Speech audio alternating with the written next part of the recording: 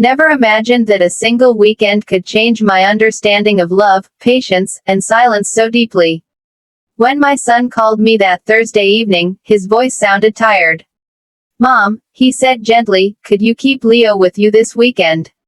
Just 2 days. Leo was my grandson. He was 6 years old. And he had never spoken a single word.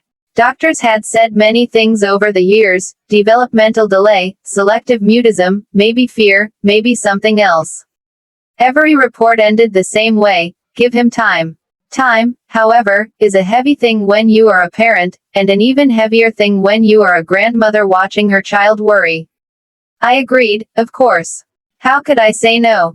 But when I hung up the phone, I sat quietly for a long time. I was afraid, not of Leo, but of failing him. Leo arrived just before sunset. He stood at the door holding a small backpack, his fingers wrapped tightly around the strap. His eyes scanned the house carefully, as if memorizing every corner. "Come in, sweetheart," I said softly. He didn't respond, not with words, but he stepped inside. My son knelt beside him. "Leo, Grandma's house. Remember, I'll be back Sunday." Leo nodded once. Slowly. That was how he communicated: nods, looks, tiny movements. No sounds. No laughter. No complaints. When the door closed behind my son, the house felt different.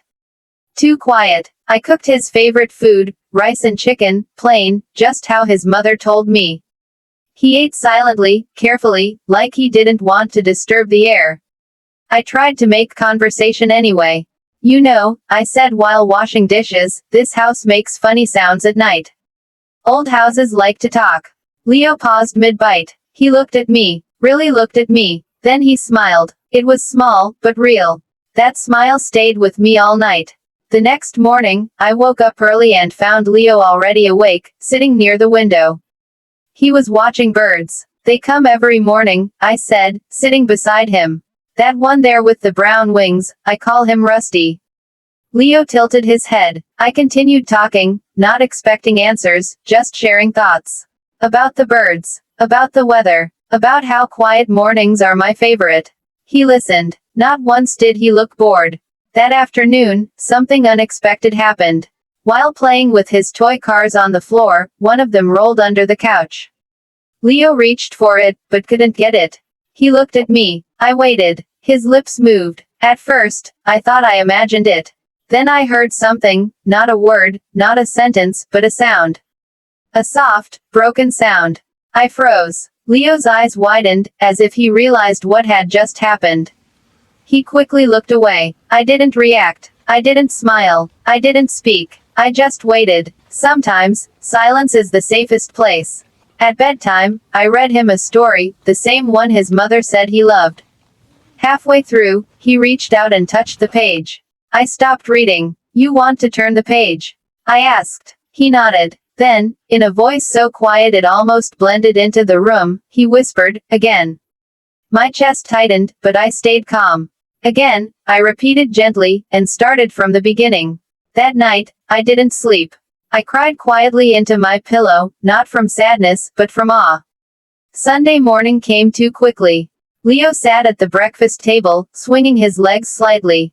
I poured him some milk. Suddenly, he looked at me and said clearly, "Grandma." Just one word, but it carried years of silence inside it. I knelt in front of him, tears filling my eyes. "Yes, my love." He hesitated, then said, "I was scared." My heart broke and healed at the same time. "Of what?" I asked gently. "Of being wrong," he whispered. In that moment, I understood more than any doctor ever had.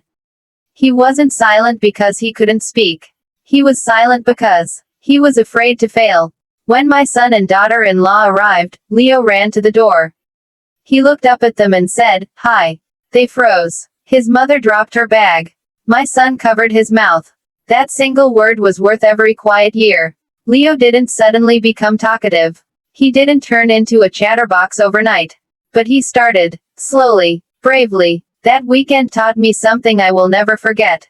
Not all silence is emptiness. Sometimes, silence is a child waiting for safety. And when words finally come, they are stronger than anything we've ever heard.